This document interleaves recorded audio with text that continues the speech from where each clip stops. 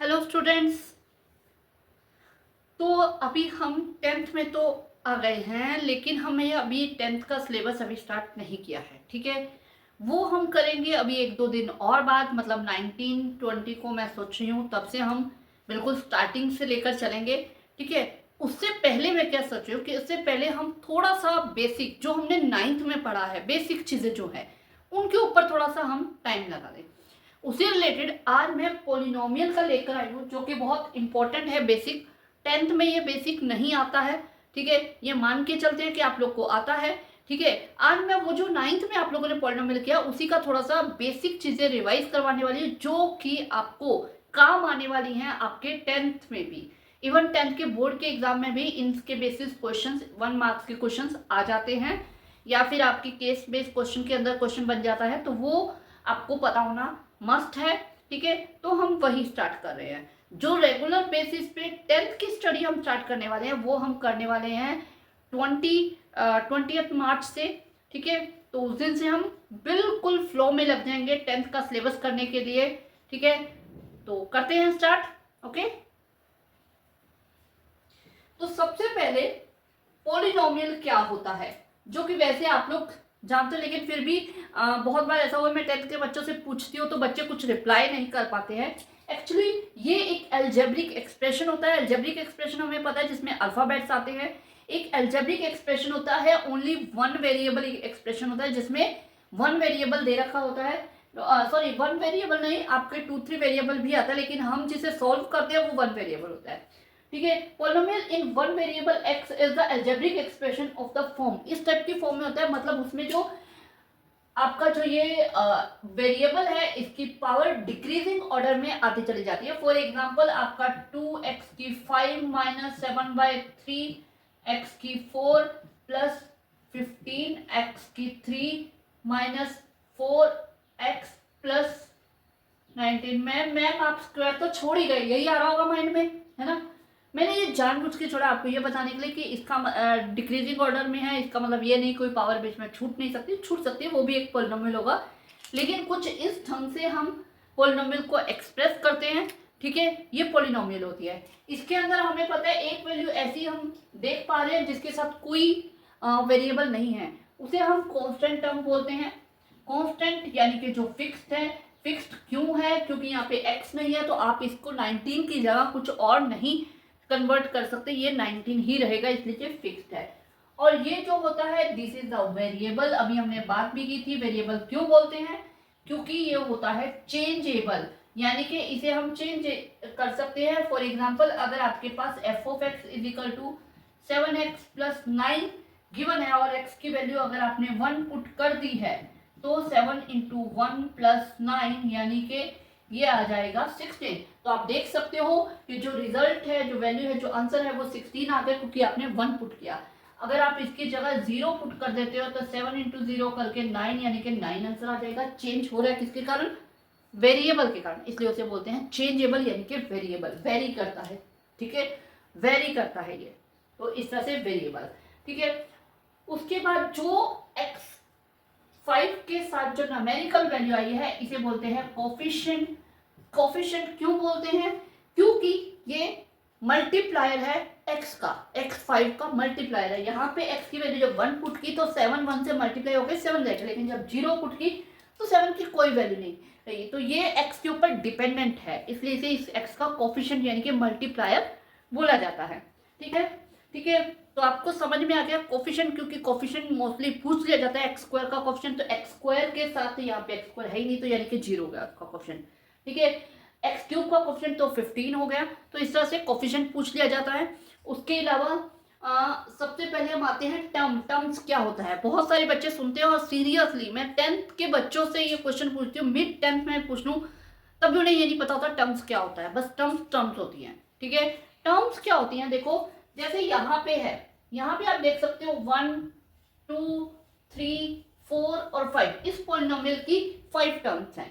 ठीक है, अगर आपके पास 2√2 एक्स स्क्वायर वाई स्क्वायर ये जैसे चलता जा रहा है, ये एक टर्म है।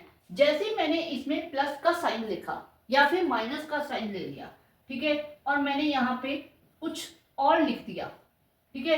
तो ये नेक्स्ट टर्म स्टार्ट होगी, प्लस माइनस में अब जितनी देर मल्टीप्लाई में चल रहा है वो एक टर्म है।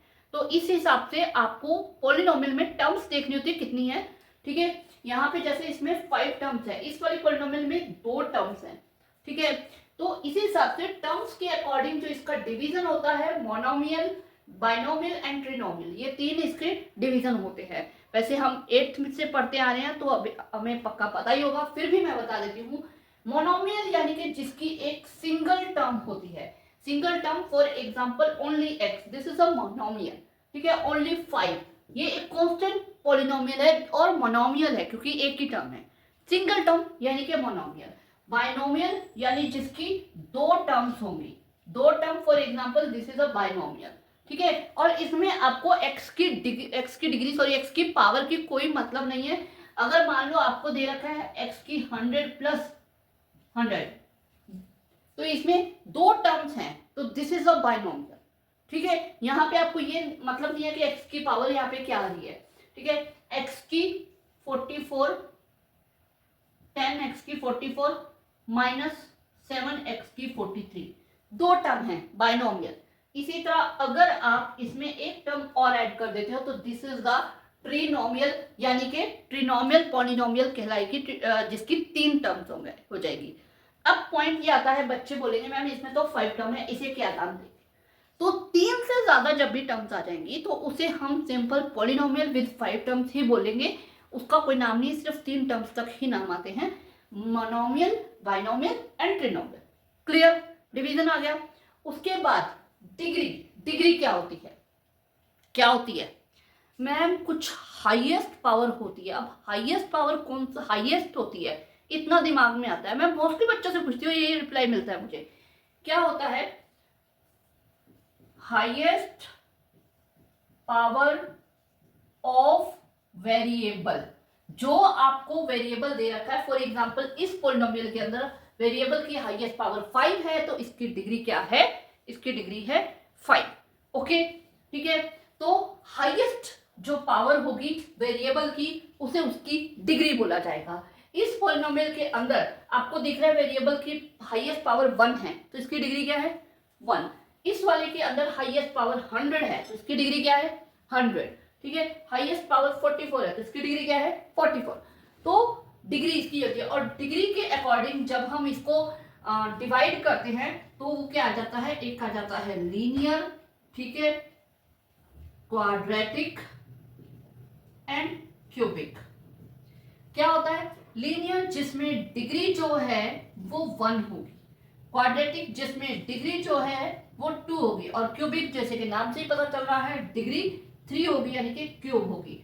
तो वो होती है इस तरह से, इसका डिग्री के अकॉर्डिंग इसका डिवीजन होता है। सबसे ज्यादा जो हम करने वाले हैं वो हम करने वाले हैं क्वाड्रेटिक। 10th क्लास में 2 चैप्टर आ जाते हैं क्वाड्रेटिक पॉलिनोमियल के ऊपर। एक तो पॉलिनोमियल, इसमें सबसे ज्यादा क्वाड्रेटिक ही आपके सिलेबस में है, क्यूबिक तो आपके सिलेबस में है ही नहीं, ठीक है। और दूसरा आपका 4th चैप्टर जो है उसमें क्वाड्रेटिक इक्वेशंस, नाम ही क्वाड्रेटिक इक्वेशंस है, उसी को सॉल्व करने के लिए हमारे 2 मेथड से हम काम करते हैं, 2 मेथड हम यूज करते हैं, तो वो 2 मेथड का ही चैप्टर है। तो पूरा का पूरा क्वाड्रेटिक के ऊपर ही होता है। स्टैंडर्ड क्वाड्रेटिक इक्वेशन क्या होती है? वो होती है ax² bx + c। ये होती है स्टैंडर्ड क्वाड्रेटिक इक्वेशन। जब हम यहाँ पे मैंने अलजेब्रिक एक्सप्रेशन लिखा था और यहाँ पे मैं इसे इक्वेशन का नाम दे रही हूँ। इक्वेशन का मतलब क्या होता है? d0। इक्वेशन का मतलब जहाँ पे = आ जाता है, दैट इज द इक्वेशन, वो इक्वेशन बन जाती है। जब तक = नहीं आता तो वो एक एक्सप्रेशन होता है, ठीक है। तो डिग्री 1 आप देख सकते हो, यहाँ पे डिग्री 1 है, तो this is a linear equation.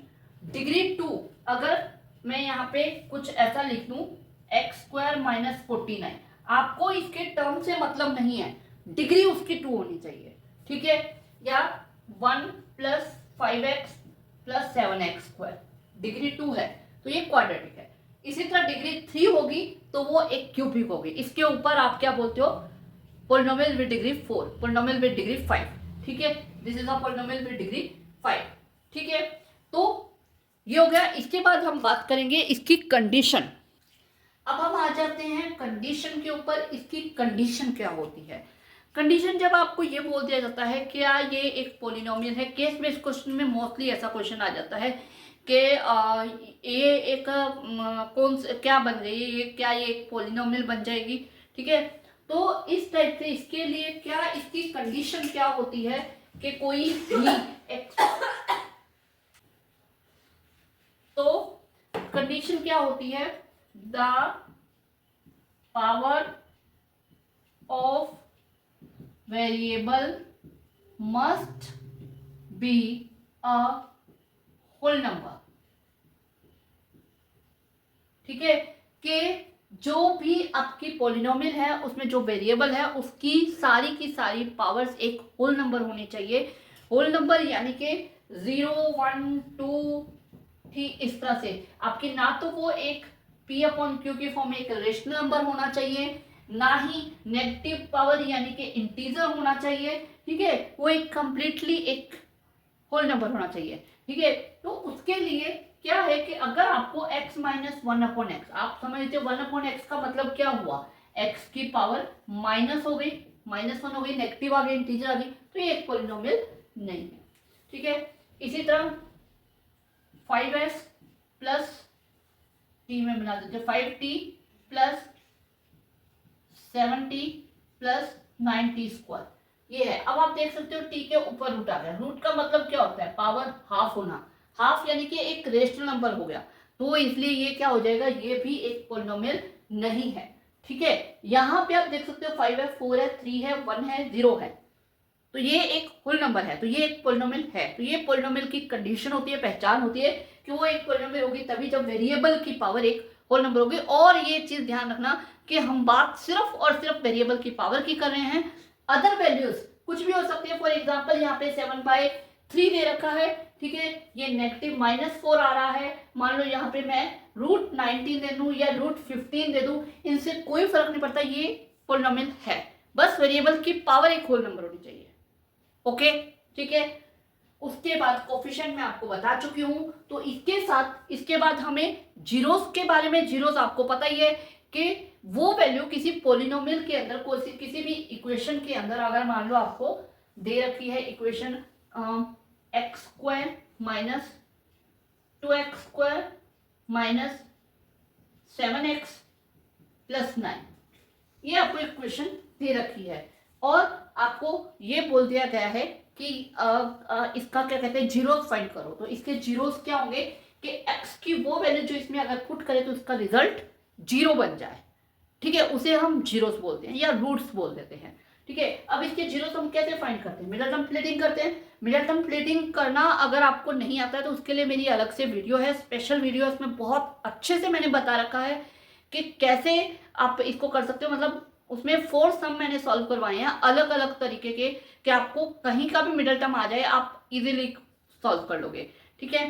तो उसमें आप देख सकते हो यहाँ पे मैं थोड़ा फास्ट पे करने वाली हूँ, इन दोनों को मैंने मल्टीप्लाई की तो 9 2 18 आ जाएगा, यानी मल्टीप्लाई करके 18 आया, प्लस माइनस करके 7 आए, तो ये आपका आ जाएगा 9x माइनस 2x करके आपका आ जाएगा, क्योंकि 9 2 18 होता है और 9 माइनस 2 करके 7 आ जाएगा, 2x² minus 9x plus 2x plus, sorry यहाँ माइनस आएगा, -9, ओके। तो यहाँ पे आपने x कॉमन ले लिया, 2x माइनस 9 आ गया, प्लस 1 कॉमन ले लिया, 2x माइनस 9 आ गया, तो 2x minus 9 is equal to 0 and x plus 1 equal to 0। तो यहाँ पे x इज इक्वल टू 9/2 और x इज इक्वल टू -1, यानी कि आपके पास इसके दो जीरोस कौन से आ जाएंगे, 9/2 एंड -1, ठीक है।